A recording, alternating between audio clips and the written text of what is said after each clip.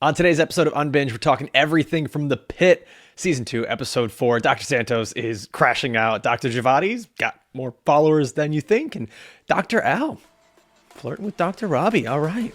We're going to discuss all that and more on an episode of Unbinged, starting now. Welcome into Unbinged, the podcast where we break down the shows, movies, and news you love to binge. I'm Alfredo Brown, joined as always by Jagger May. We're going to talk everything from this episode, but first, let's give you the spoiler warning. This is your one warning that we're about to spoil the pit. So, maybe count what episode we're on. Count what episode we're on is great. That's so good. Jack, in this episode, we start with, I'm going to say like the theme of this episode is just doctors getting overzealous. You see this in any career. Like once you get more comfortable, you start to make rash decisions sometimes, get stubborn, or think you just know it all. And we're seeing that with everyone, whether they've been there for a long time or whether they're a med student. And I think the biggest one right now is Dr. Santos, Dr. Trinity Santos. She's kind of having this crash out when things are not going her way. This was a tough episode for your girl. Yeah, dude. Like I told you, I don't look good right now as a firm supporter. But when you see yourself in someone, you also got to see the bad too. And I'm not condoning her actions at all. If anything, I'm saying it's like, yeah, man, you got to learn this lesson, and this is how you push people away while they don't like you anymore. Because you're just being too mean. Like you brought up calling, Whitaker Fuckleberry. That's like probably your best friend in the hospital. You can't be losing your shit on him. And just you can't double down on an insult either. Like you already call him Huckleberry to just like make fun of him being this like country bumpkin type guy. Then you got to double down, call him Fuckleberry. Yeah, it's just you're a bully. Yeah, here was a line like, "This is funny, this is fun, we're having a good time," and she's past it. We're not having a good time anymore. And like if you notice too, she goes after the ones that typically don't defend themselves. With like Javati as a kid calling her Crash, and then now Whitaker, who's just gonna be like, really, Fuckleberry? Like they're not gonna fight back with her. They more or less just kind of take it. And like you see this interaction with her and Dr. Al, where Dr. Al's telling her like, hey, you gotta get like get your charts in. You're way behind. And she tells you like, you delay your charts, that's going to delay billing. And I think that she thinks she's gotten a little too big for her britches. I think that she thinks she's ahead of where she is, and she almost tries to do her best Dr. Robbie impersonation from season 1, where she does the sarcastic, oh, I'd hate to delay billing. And Dr. Al's like, I'd hate for you to have to repeat your R2 year. What's up? And just walks away. And like that's where the crash out fully starts to begin. Yeah, it's and again been there as well, where it and especially like I feel seen in a bad way because like I'm notoriously terrible at paperwork. Like speaking of billing, I got to do that right now. Like I'm a freelance editor. I need to like bill people, and I'm like an entire month behind on doing that. Like it's because like you like doing the work, man. You like doing the work. You don't like talking about it. And to be fair, I think this is where Al Hashimi is right. Where maybe because Vic has already told us this AI charting makes things easy. Where if you use like dictate or whatever, it makes things faster to speed up. So yeah, and that's what Dr. King tells her. She's like, just dictate, you'll speed up. It's almost like Dr. Santos feels like to get along in the industry and to get like she kind of needed to pick the mentor or pick the person above her and be like that. Like she looked at Dr. Robbie and was like, I'm going to be that guy because that's how I get to that point, right? Hate AI, challenge authority. I think it's Garcia, dog, that she's trying to be like. Garcia's fucking feisty. Like saying, I am the OR, like all that shit. Okay, fair. That's fair. That's fair. Yeah, I mean, Santos was just a mess in this episode. I mean, like, she's going to have her comeuppance, I'm sure, at some point. And I'm wondering who it's going to be because, like, which character would be sort of most valuable for this story to actually, I don't want to say stand up, but like, and I don't want to say put her in her place, but I guess, like, get her back to the point where she is being her real self, not this, like, crash out bully version of herself. I would think it'd be Whitaker. Like once you like Whitaker's kind of your canary in the coal mine here. Like once you've pissed him off to a point where you're like, man, I'm probably being an asshole. That's like for you, you're a good canary in the coal mine. We have a good working relationship, but like once I've like rattled your feathers, I'm like I've probably gone too far. You know? Are you saying that I'm your Fuckleberry? Yeah, you are my Fuckleberry. It's like because like I'll give you credit, you're tough. So like it's not even that you're Whitaker where you just take it. Like you're tough, you can handle it, and like you get it. So like if you're actually mad, I'm like I'm probably being an asshole. I should like, look at myself in the mirror. And for her, I think she needs Whitaker. You know, like I pissed off the nicest dude in the hospital. What have I done? You know? Yeah, man. It's like it's one of these people. I think we're seeing both like the dichotomy of a intern that's trying to do a little too much and get overzealous with Ogilvy, and then someone who's already an established doctor still trying to do a little too much. Giovanni too. Everybody doing yes, too much. dude. Yeah, Javadi. She had a moment here as well where I wanted to go back for it because I wrote it down somewhere. Oh yeah, just like her one, she gets ahead of herself, calling the psychologist down or the psychiatrist down when the patient's still unconscious. It's almost to a point where it's like she doesn't seem to be herself. She's almost lost attention to the details. And then she goes outside and she runs into Whitaker and she's like, it's humid as shit out here. And even Whitaker's like, who are you?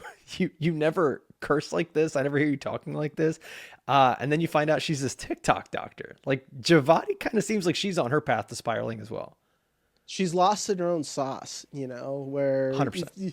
if you got people saying that you're the best doctor in the pit and she's still a fucking med student, that's nuts, man.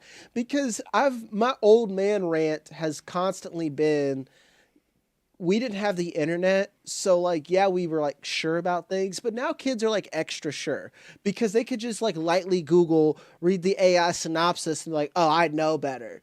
And on top of that, if you go and make a platform like TikTok where they're just validating whatever the fuck you say, and it's the same generation of people who won't even advance Google you. Well, I mean, advanced Googling, I mean, clicking a fucking link now is considered advanced Googling. It's just easy to get lost in your own sauce. I've done the research and it's just the AI summary that Google provides as the first result. Exactly. It's like, well, Dr. J sounds right. Like, okay, well, you know, like what's her experience been? And I love it too. Like she's like, yeah, Dr. J, she's only the best doctor in all of Pittsburgh. She comes in and it's like, she's a med student. She's a fucking med student. And the solution is, well, I would just cut off all of the lashes. And it's like, really, like that was the breakthrough medicine after Langdon was just like, yeah, we can try to shave down half, see if you can keep your lash. Like he's doing things very methodically like a doctor would. And then she's just like, I guess get rid of all the lashes. And apparently that is just like groundbreaking medicine to this person. And to me, that's fucking Oz. Dude, that spoke to me, that spoke to something so much bigger, which is like, yes, that I do the research people, but like how much something can just take a life and form of its own because it's on social media, because you have this great Dr. J who says something so simple, so easy, but makes her the best doctor in all of Pittsburgh. It reminds me of this. I told you about this, but I haven't talked about it on the podcast yet. But my 15-year-old or 14-year-old little sister-in-law who lives here with me is convinced that Helen Keller, in her words, was not real. And I'm like, what do you mean she's not real? Like, she's not the tooth fairy. Like, this is a person. It's funny again. It's like, I just don't understand. And she's like, yeah, it's all over TikTok and people are proving it. It's not real. I'm like, who are these people and what are they proving? And you just keep going. I kept asking her questions. There was no actual evidence. And one, it's not that she's not real. It's that they don't believe that Helen Keller was actually blind and deaf and did all the things that she eventually did, which has all been proven by historians. But it's on TikTok. So it's real. And that's the same shit we're seeing here. Best doctor in all of Pittsburgh. And she can't handle half the things that Landon and Robbie and Dr. Al and Dr. McKay can do. It's just wild to me, man. I thought that was a great way to put it. No, it's true, man. Because like, it's funny, we relate over like you and your little brother and sister-in-law who are like borderline niece and nephew because of age at this point, and Yeah. like my nephew, he's not on TikTok, but he's big on YouTube Shorts and YouTube, and all the time he'll tell me something. I'm like, which YouTuber said this?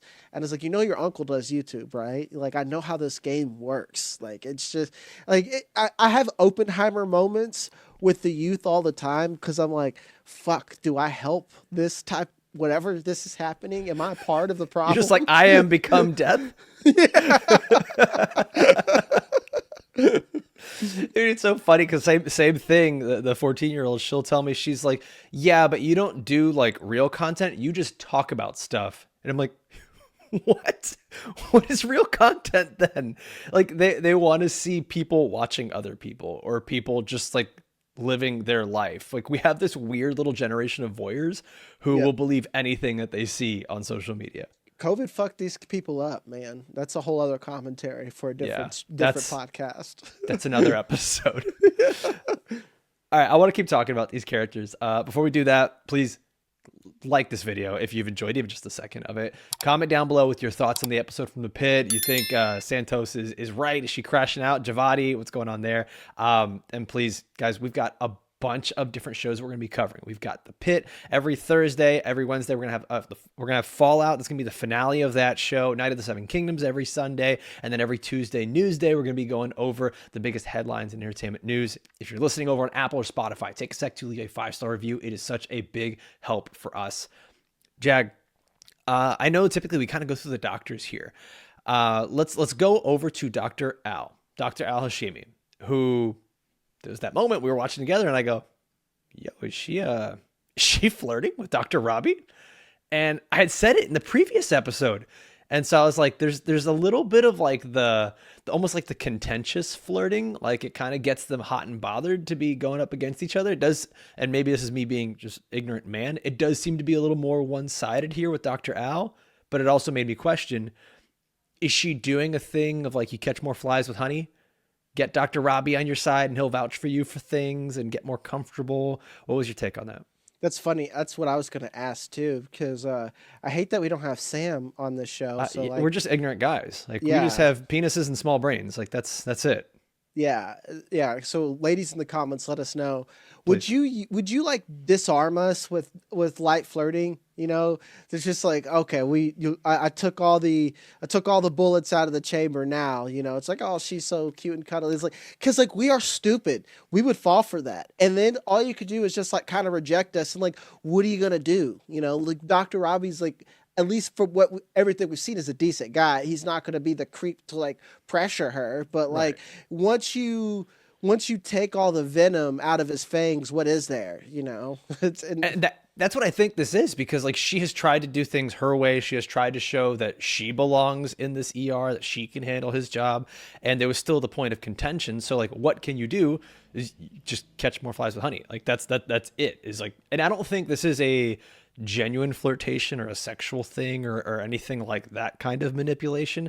I think this is more just, he will be nicer to me and we will understand each other more if I am nicer.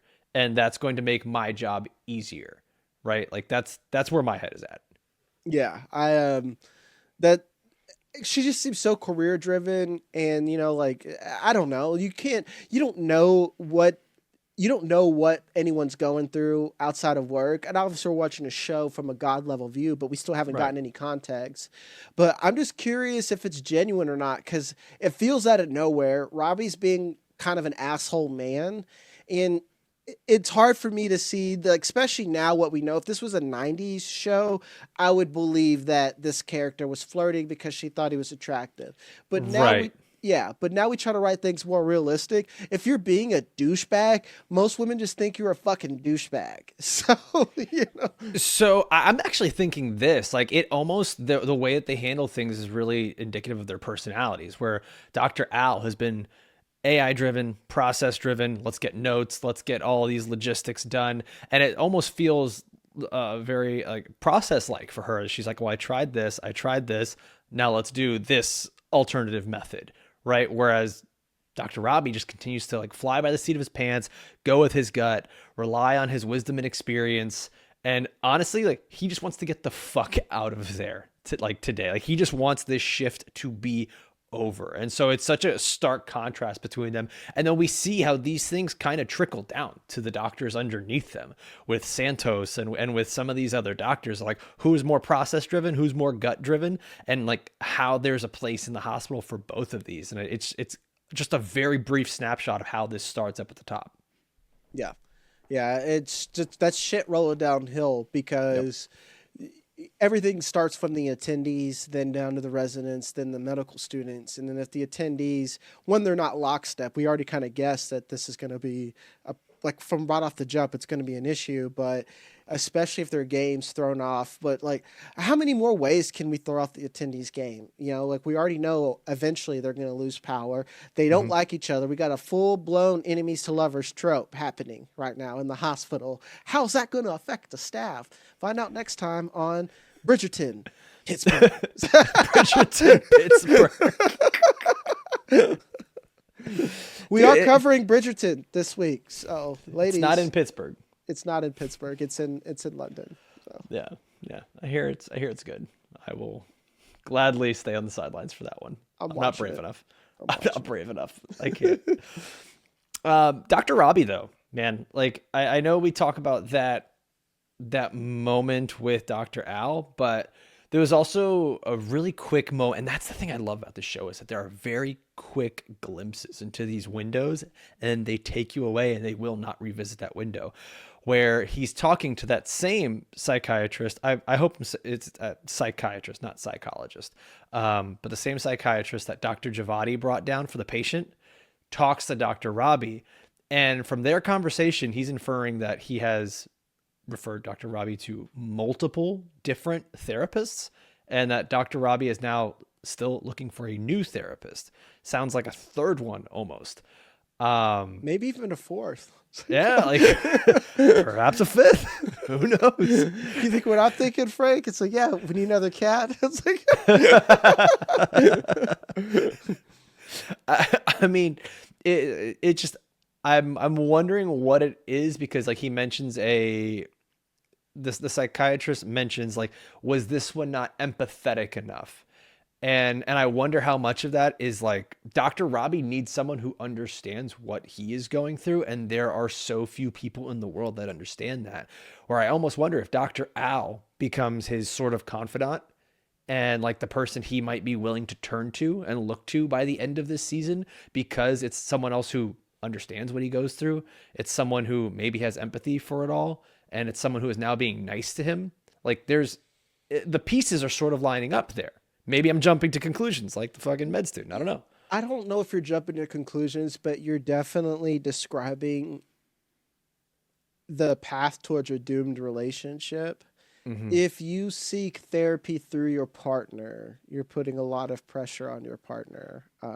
So like, and that's not you become the people that are bonded. No, but you do become the people that are bonded by trauma. Yeah. Right. And like, you almost have to keep revisiting that. Like, what's that nucleus that our relationship comes back to, like a Nancy and Jonathan from Stranger Things. Exactly. Right? And I'm not saying you can't confide in your partner, but Robbie clearly has issues he needs to work out probably before he gets in a serious relationship with somebody. And this is TV. They probably won't do it, but like, men, go to therapy, please, because you can't bring that shit into a relationship. You're just putting a clock on it, I feel like, eventually. Yeah. And he says my therapy is ride my motorcycle. Yeah. Isn't that the most divorced dad shit ever? It's just like, the gym's my therapy. Yeah, dude. Like clanging and banging a Nickelback, I'm sure is fixing everything that's wrong up there. You know? Okay. What dad rock song is he listening to? Stained, maybe some C there, It's been a while.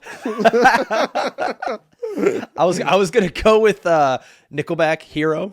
Mm-hmm. And they say that hero can save us. And he just rides into the hospital listening to that, just feeling it. Mm-hmm. Hey, we'll be a rock star. Shout out Nickelback. You're not that terrible, but you're also not good. Dude, one of the funnest moments that I had rewatching this the second time, because I there's so many things that happen that you don't notice the first time, but like the conversation about Whitaker, and I know we're jumping to new characters, but there's a lot of characters to cover and a lot of small things that happen with each of them. The conversation with Whitaker, where Santos is, it starts earlier in the episode where she's kind of having fun with him, and then that evolves later into something a little bit more angry. But with Whitaker saying, yeah, he's out working on this farm. He keeps going out to this farm where there's a widow and her baby, and the exact words are playing house with a farmer's widow and their baby. And then I didn't write down the line, but it was basically like farming with benefits essentially. Mm-hmm. And then she's like, "Have you ever seen a self milker?" Which is insane. Good for him, dude. I'm just like, this is where I'm team fuck Santos. Stop raining on your homeboy's parade. If he Thank wants you. to be like, at least he's dead. At least it's not fresh divorce where you got to worry about the baby daddy coming back type scenario. You know, like I'm not wishing on people's husbands to die. So like this nice farm boy can scoop in, but like, Santos can kind of quit shitting on people's happy moments. I need someone to let us know in the comments right now how far Scranton is from Pittsburgh, and if there's what chance that this farm could be a Schrute farm. Like, what an incredible cross. It's like Always Sunny meets Abbott Elementary.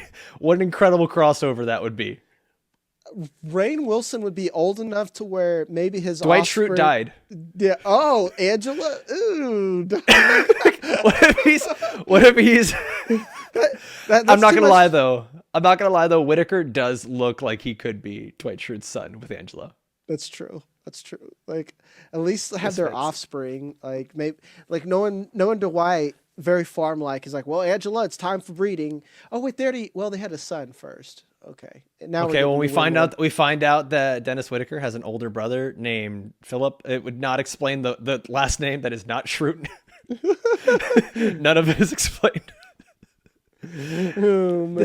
I just want to live in that sandbox, guys. Okay, just let this happen. Please. Let it happen. It'd be a great call. Yeah, The we'll figure that Office out. and The Pit are in the same universe, which means the paper is also the same universe. I'm so in on all of this. I want the crossover. So yeah, man. I mean, Whitaker, we keep getting the proud dad moments with Dr. Robbie and Whitaker, where he just like walks into a room every time Whitaker's doing something great. And I'm wondering, is he gonna just? I almost wonder if he has to be the North Star for this season. Excuse me, because everyone is kind of going through their shit, good, bad, indifferent, whatever it may be, and it's no matter whether you're a med student or an attending, everyone is going through a struggle right now. Whitaker's kind of only struggles. He's getting bullied a little bit, and he's poor, right? But he's sort of the North Star of this whole series right now. Yeah, he's the poor humble farm boy, and like literally they're talking about him. It's like, oh, you're making a bet. You're the brokest dude in the hospital, when like even the security guard's talking about how broke you are. The fucking security guard. It's My like first direct deposit finally hit. yeah. Shit was sad. Homie's been eating them poverty sandwiches like a motherfucker, dude. Like, a lot of ramen noodles. You could tell he don't get a lot of iron in his diet because like whatever's going on behind them eyes, it's a lot. Whatever's going on behind those eyes. Dude, he's got like the Jesus sucking skin look, kind of. It's just got the deep V cut, you think? Yeah, though, yeah, like the Jesus on the cross look. Okay, so we talked about Whitaker, we talked about everyone else. Dr. McKay in this one. I get it. Kind of getting her swerve on here. Like, every patient's flirting with her. I get it, man. Like, granted, you actually said this, we were watching it together. It's like, if they're hitting on you in a hospital where like no makeup on, you probably just like look like you're fucking worst. Like, they're probably into you. I get it, man. You got a woman who's like in power. I'm the type of dude, I like women being good at jobs and doing well. I like when women, and she's in charge. She's witty. She's smart. I'm surprised she doesn't get hit on all the time. One, men are fucking disgusting, but like B, she's like genuinely a woman that I think should be like admired in a hospital. Especially, what else you gonna do if you're a dude in the hospital? You want to save a woman from an old man with a broken ass. So And you know what, too, is like the more I think of it, especially like the Dr. McKay thing here kind of is probably the heaviest handed approach to it. But I'd say this season is, I wish I had a better word for it, but sexualizing the characters in this season a bit more, showing like how they can be attracted to each other or how patients can be attracted to them. You know, we're seeing that just a little bit more. I think the only thing we saw was in the first season was that Mateo was a snack and like every single nurse wanted a bite. Like that is was he about it. gone? I need to know what's going on. I think he's just going to show up like at the end of the season, and maybe we find out that he and Dr. J have been dating for a little bit. That'll be fun. She seems more confident. I don't, and I know I brought up how TikTok does that, but like maybe it's because there's a man that makes her feel confident, and Yeah. Mateo seems really nice. Or again, it's just a hospital and he just kind of moved the She also fuck don't on. need no damn man, Jagger. It's very true. All these things I are just wanted to valid. get ahead of that before the comments did. It's very valid.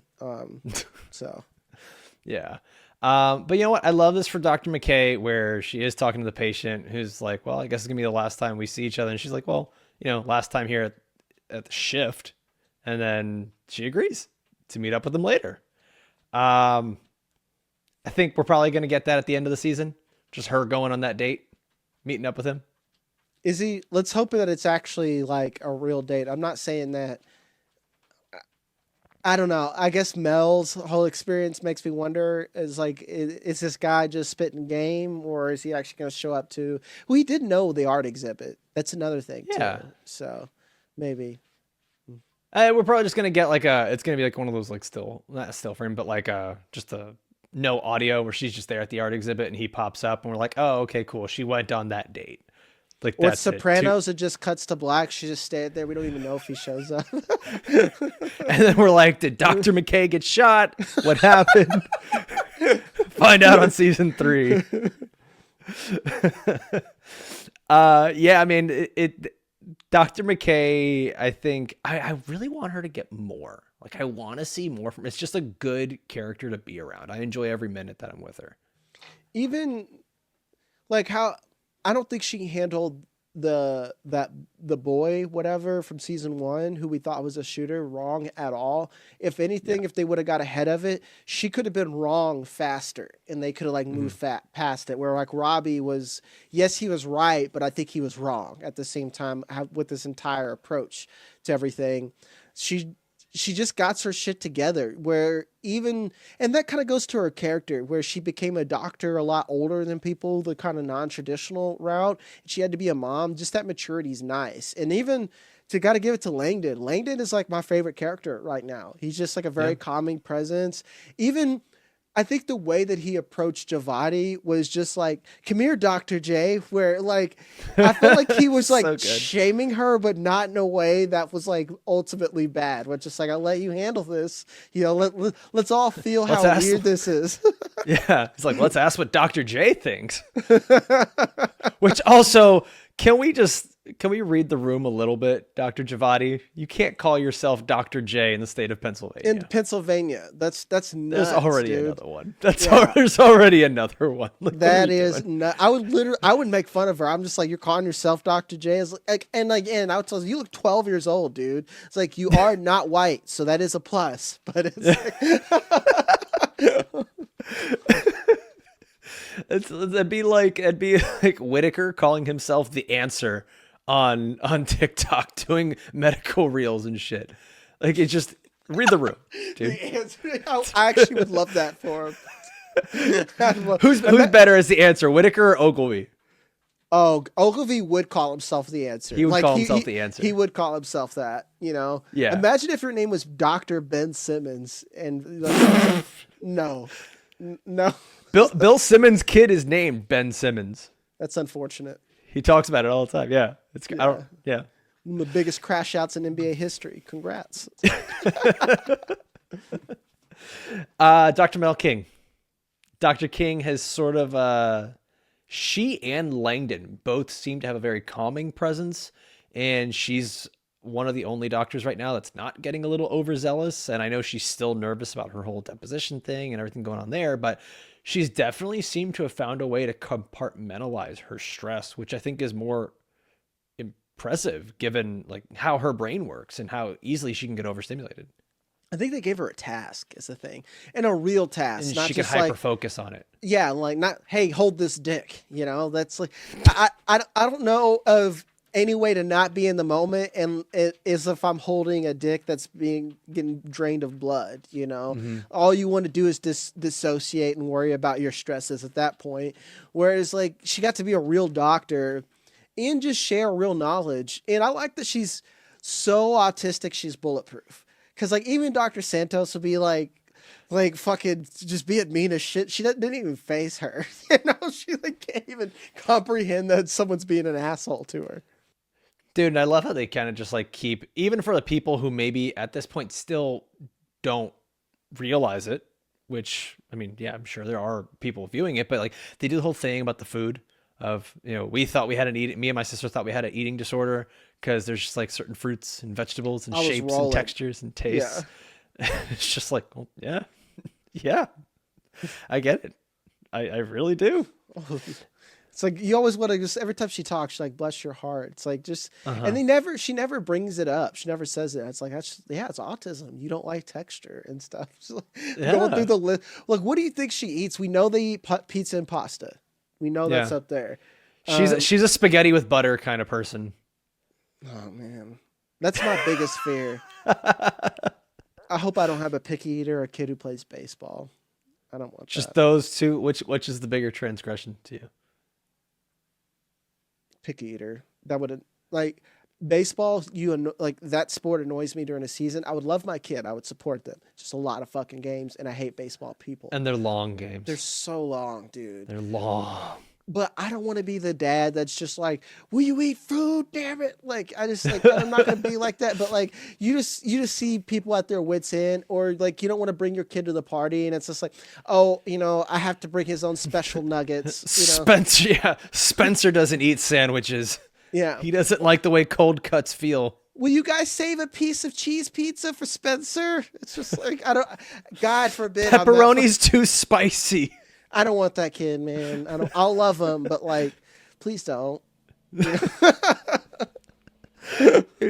Who's it? Nick Kroll does a really good bit talking about kids and like the way they don't know how to describe food, but two, just how they can't handle textures and tastes of food. And they'll have like a bottled water like Pellegrino and it's like, it's too spicy. I ran into the exact same thing with these kids. Me pica. Like it's spicy. It's hot. I'm like, it's water. It's not spicy or hot. You're just feeling the bubbles. You don't understand tastes. Man, I just like that's something I need to go back to therapy for, is just like soft parenting, because like that shit I would be a yelly dad about it. I'd be like, what the fuck is wrong with you? It's just like, I went through in foster care. I had to get up before all the other kids. I was stuck with pop cereal. Have you ever eaten pop cereal? It sucks. It's like, and fucking I had to eat it with no milk. Or skim milk, dog. Because like that's worse than no milk. That's get fucked. Like RFK. It's just white water. RFK is half right, where it's just he's out of line, but he's right about this.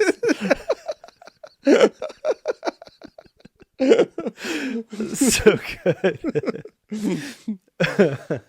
All right, last doctor on here before we get to some of the patient cases here is not doctor, but our med student Ogilvy, who we see him overzealous, and I'm saying it as it's happening as we're watching it. I'm like, man, he's gonna kill someone, hurt someone, dude. And it's like within seconds he just pulls the glass out of the patient, and they just straight up look at him like, what the fuck, dude? You totally ruined this operation. And then another doctor comes in and they're like, what genius did that? And it's like, it really just a moment to put him in his place. And I think it was very needed. Yeah. And it came not a second too late, I don't think, because he had the Colin Robinson coming in his pants face. He's just like, like just riding the high of being in a hospital, and like, hey, I got to do You and this. I, when we Hey, I were got to do watching, this. you were like, is he smirking? Like, is he Yes, happy that this guy's dying? this kid fucked around and found out, and I I need more. I'm hoping he learned. He looked like he learned, but I need to hear it that he learned. Because, like, I was like, man, is this a Chris Dunch Dr. Death situation? Like, he seems a little too into it. Because, like, we haven't got enough of Dr. Mohan or anything like that. But we thought that Dr. Mohan was kind of God, riding we the need more of adrenaline. Dr. Mohan Yeah, for many reasons. I almost didn't want to bring that up because I knew that would Thanks, trigger man. you. Thanks. But I'm it gonna need. seems like the negative version of her. I'm getting the vapors over here, Jack. You can't do that shit to me. Yeah, you're on that same shit that they're on in Mm. Beauty. You're just your skin's bubbling. Dude, but Dr. Ogilvy, totally the kid that was burning ants with a magnifying glass, like just to watch it happen. I wouldn't let that guy operate on me if he was the Hell, last doctor on Earth. It's not happening. I'm actually wondering to what extent, because I could see this actually playing out really well, where he might be a med student they asked not to come back. Like I it just hope goes the so. exact opposite way, where he's just a little too overzealous. He's got too many behavioral things to overcome, where they're just like, you're not ready for this. And actually, Joy ends up being like the doctor who they're like, you should probably be coming back for us. Joy is a little grating too. I will say, where She's like, just always sarcastic and always upset. Like she's yeah, just on a perma bad day. yeah. It's just like, I hope to do this every day. It's just like, can you have like one happy thought, just a little bit? Like, I'm still into this, but like, just like turn it down just a smidge. You're the TV exec in Knocked Up, where he's like, we love this, just tighten. Titan. You know? Tighten. I need you to emotionally tighten. You know, we can't legally ask you to lose weight, but tighter. That's how I feel 100%. Kristen Wiig is so good in that scene, by the way, I too. know. She's like, just go home, stay on the scale, and like subtract 10 pounds, and then be that weight.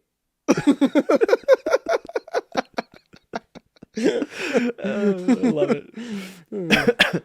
So we didn't get a lot from Nurse Dana this episode. We didn't get a lot from Dr. Mohan this episode. There was not a lot from Dr. Langdon, even though we got the one moment with him and the Louis chick gonna die. super glued her eye. And that's where I'm getting to. Louis. We are getting all the backstory with Louis. We're getting the feels, the emotions, the happiness, all that stuff of like who he is. You said it. You're like, they're doing the anime thing. We're getting too much backstory. He ain't gonna make it. Yeah, 100%. You're like, oh, Louis. Louis lived a full life. He's such an exciting person. He should be remembered. They're like, I hope you do. Like, basically, Catelyn Starkham on the screen. Yeah, and like obviously we don't know enough to be like, oh, it's probably this or that or whatever. They're doing all the things that you do in a TV show to say goodbye to this character.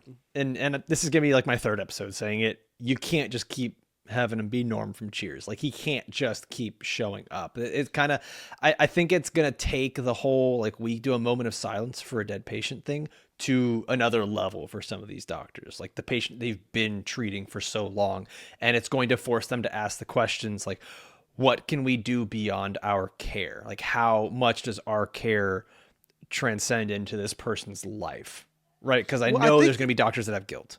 well, it's just, that's a whole thing on Scrubs as well too. It's just like you just keep treating them. You could keep Yeah.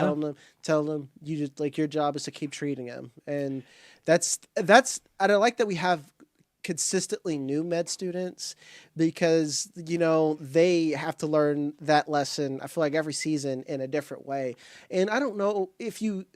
Can you ever truly get used to that or get tired of it or anything like that? Like it's something that you may get a little numb to, but I don't know as a doctor, you're just like, oh, well, another day of like harsh deaths of people that I love. I think that's why ER docs are kind of the way that they are. And I don't think it's a profession that you can do a long time, or excuse me, that's a field you can do. Like eventually you want to move over just to upstairs, you know, they talk about just general med, you know, like where the flu's at. Where's the scrapes and the boo-boos? Yeah. A little bit easier. My throat Uh, hurts. It's like, and I mean, I'd love to talk to Vig about this. So I think we got to get him on for at least one or two episodes this season, because I think he can give us such a good insight into this. Because like Vig is not an ER doctor, but I know, and he's one of our other co-hosts who's seldomly can join us because of his schedule as a doctor. But he's even talked about that he's not in the ER, but you get these full plate days, and you get these just like crazy nonstop things that will happen to you. Not as wild as what you're seeing in the pit for him, but you do see it all. And there's a lot of doctors, especially going through the COVID and quarantine era, that they just stepped away. They just couldn't mentally do it anymore emotionally. And with so many people, we talked about the TikTok thing, well, people will believe or stop believing things. There are so many people saying, I've done the research, that they're not even listening to their doctors anymore. yeah, this my massage therapist, someone that I grew up with. I hope you're not watching, Liz. Sending me shit like crazy. Like I'd have to tell her, I'm like, that's not real, man. That's not real. So like, she's drinking raw milk and tell me about dragons. I'm like, those are red flags. Like, you know, Don't drink raw milk, guys. Yeah, Don't do dude. It's just like, well, I trust her because of the raw milk. I'm like, okay, there's a lot of. We got to back way up to see how we got here. We'll put a pin in dragons and why that's not real. But I need to know from people that have drank raw milk, what was your result? Like, what was your result after the first drink where you're like, I should keep doing this? Because I've never heard of anyone drinking it that doesn't get very physically ill. It's we're not even supposed to drink milk like we do. That's like not good for us. It's not. That's not me giving you TikTok bullshit or whatever, but like most of the world is lactose intolerant, but weird colonizers. Sorry, I have to say it. It's true. It's fucking true. Every other person with melanin is just like, no, we ain't about it. But I don't know, man. You ever had your milk with some cereal? It slaps. Okay, I'm not saying like milk is like wrong, but like fucking full blown Hans Landa in it, you know, like that's just. I'm not trying to pull a Clockwork Orange. I'm just like. What'd you have for breakfast today? Milk. Yeah, you're kind of fucked then. That's my other feel. I don't want a milk kid, you know, where it's just like, you ever seen a kid cry for milk? That's like above titty milk age. It's just like that. Kid, you're gonna get bullied like a motherfucker, you know? You're gonna get all these things. You're gonna get the kid that's like, I don't like kiwi, it's hairy. I love baseball. Yep. Fuck. Dad, I want to be on a travel team. Just plays all year round. Dude, don't you like theater? Aren't you a little gay? Don't you like theater? Proud of you breaking down barriers. Yeah, one of the few dads in Arkansas that's like, I kind of wish you'd be gay instead of playing baseball. So many games. I could do like 3 productions a year. I can handle my kids singing show tunes in the shower. Fuck yeah. Going to a baseball game with people I hate. Ooh, no. All right, last thing on here. I just thought this was really well done. We get our patient that Dr. King was able to establish that she had the eating disorder, and I know I kind of touched on that earlier with Dr. King. That scene actually, it got me. Like I was telling you, as we were watching, it got me a little emotional to see this patient come to grips with it and talk about it's not even a thing of image. It was a thing of like her family. When they came together, they would eat. And then it eventually just sort of became her life to not be like her family. And it made her feel a certain way. And to the point where we get to the end where Dr. King is trying to refer her to another doctor, and she specifically asks for a black female doctor. And then we get the note at the end that not nearly as many black female patients are properly diagnosed with eating disorders, because for whatever reason, I would assume there's oftentimes we're going to look at it as like white women that are doing it, right? I thought this was a very powerful scene despite being so quick. Yeah, it didn't need to be more than what it was, or it had been gratuitous, you know? Mm-hmm. And it's like you said, it's a lot of that's black culture, you know, or especially if you grew up in the South, it's a huge thing here where, man, being removed from Arkansas for 10 years, you realize, like, man, you guys just eat terribly culturally, you know? And like, even the stuff that they like, oh, this is healthier. And I'm like, Putting is it? gravy on your gravy. Yeah, it's like, yeah, it's like it's not really that much healthier. Where it's like, I think it was my stepsister says I quit eating red meat. I'm like, I don't think that was the problem. It's like the Yeah. 10 pounds of carbs that you're eating with every meal. You know, that's like, it's a whole thing. And having someone, and this goes back to Robbie, where I don't. It could be multiple things that Robbie's being very avoidant. But finding the right therapist is crucial because I struggle with finding the right one because I just inherently most therapists don't relate to me, and this goes back to what that patient said of I want a black therapist because you want someone that relates to you.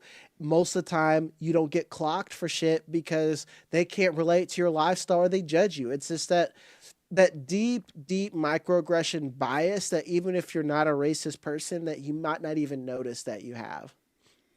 And to bring it almost back full circle is something we talked about with Dr. Robbie earlier. Like you said just now, Jag, that he keeps going through all these therapists because there's just people who, as he said, don't have the empathy necessary or don't quite fully understand him, which is why I do wonder if that's where it's going to lead to Dr. Al being kind of the person where they have their moment in a room, not like getting after it, but you know what I mean? Like just talking it out of like what goes into it every day. I don't think we can do the annual Dr. Robbie just complete sheer breakdown crying on the floor, but I think it'll be one of those more monumental like moments for the season where he can kind of have his midlife crisis quickly before like he gets hurt on a motorcycle or something like that. Yeah. At least have a healthier, but I mean healthier, I mean like physically you're not going to die as quick. Midlife crisis, and that's sleep with a coworker. You know, Yeah. that's like, Just stop putting your dick in everything. You know, it's yeah. good life advice. By the way, it just came across my head here. What if the season ends with him on the motorcycle, no helmet, crash? Never actually goes on his sabbatical. That's how, man. How do you Game of Thrones a doctor show? That's the way to do it. It's I almost don't think they would do that. I think what they would do is have him like not take his crash. motorcycle. No, I would almost think that he would just like not take his motorcycle because he doesn't have his helmet. Yeah, because I don't want it to do the Grey's Anatomy thing where it's just like Or he it gets overdone. crashes. Yeah, he crashes. It's like next season did Dr. Robbie live? It's like, of course he Yeah. fucking loved. He lived. He signed another contract. All right, you know. Yeah. It's like He's going to be here for 12 seasons of The Pit. Variety already reported this. It's like Yeah. All right, we're gonna be back again next week for episode 5 of The Pit, but as well, we're also watching A Night of the Seven Kingdoms. That's also on HBO. We're gonna be doing the finale of Fallout. We got a bunch of reasons for you to subscribe here to Unbinged, so make sure you're subscribed. Like this video, comment down below. If you're listening over on Apple or Spotify, leave a 5-star review. It helps us as an independent, growing podcast. As always, I want to thank everybody for watching or listening all the way through. For myself, for Jag, we'll see you next time. Adios.